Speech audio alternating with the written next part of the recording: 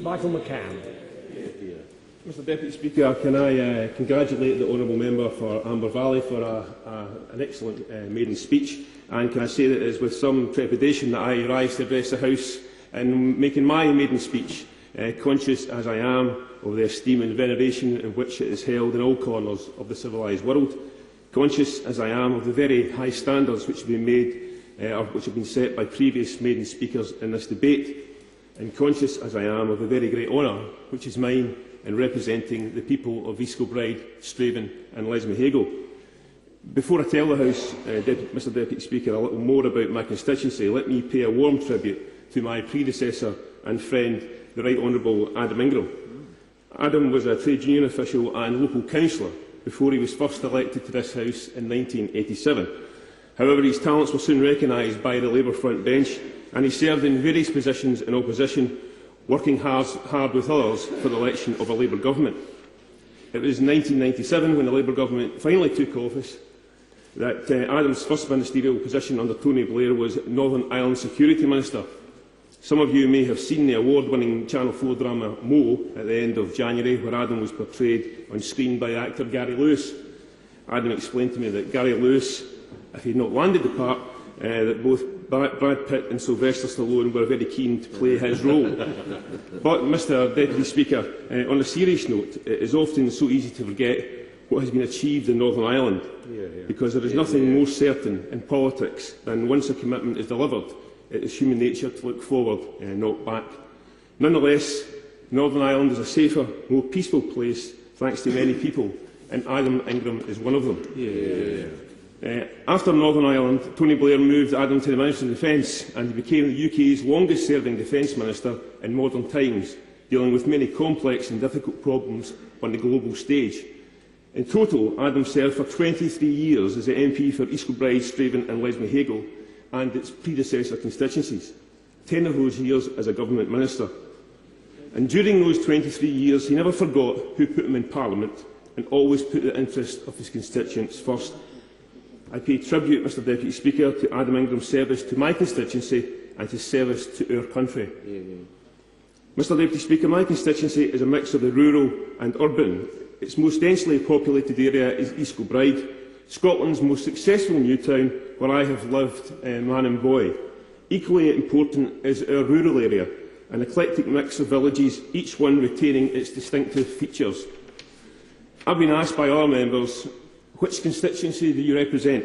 And they've been rather baffled by the triple-barrelled title of East Kilbride, Straven and Lesmahagow.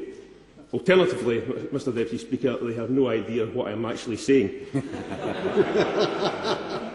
However, they should be grateful for the brevity of the title, because many of my constituents remain upset that the title does not include their area. Aldhouse, Blackwood, Brocketts Bray, Chapelton, Drumclog, Gilmerton, Glassford, Jackton, Kirkmuir Hill, Sandford, Stonehouse and Thornton Hall. I suspect after hearing that list, members will be grateful that the constituency name was shortened. My constituency has a history of providing jobs in both the new and established industries, and my constituents do not fear hard work. In fact, they relish it. For the last 13 years, the constituency has had both private sector and public sector investment, and that public sector investment has seen a new hospital built, 6 new high schools, 10 new primary schools, new care homes for the elderly and vulnerable, and new houses built. But that investment is now under threat, both from the decisions that will be made in this House and the devolved Parliament in Edinburgh. We have lost manufacturing jobs in the semiconductor sector and other parts of the economy, but the people of my constituency are resilient, and if they are given the opportunities and a fair share of government support, they will succeed. Mr Deputy Speaker, can I turn now to the Constitution? I learned at an early age in the trade union movement from my former wise leader, Mr Barry Reamsbottom, that those that seek to amend constitutions rarely do so with the best intentions. That's why I listened intently to the Prime Minister's words on the day of the Queen's speech. I have to say that I was disappointed.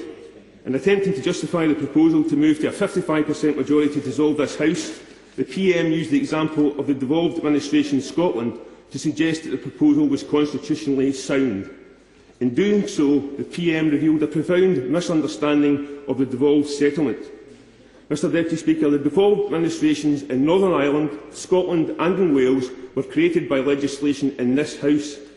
Under the principle of subsidiarity, decisions previously taken in this place were devolved to Northern Ireland, Scotland and Wales.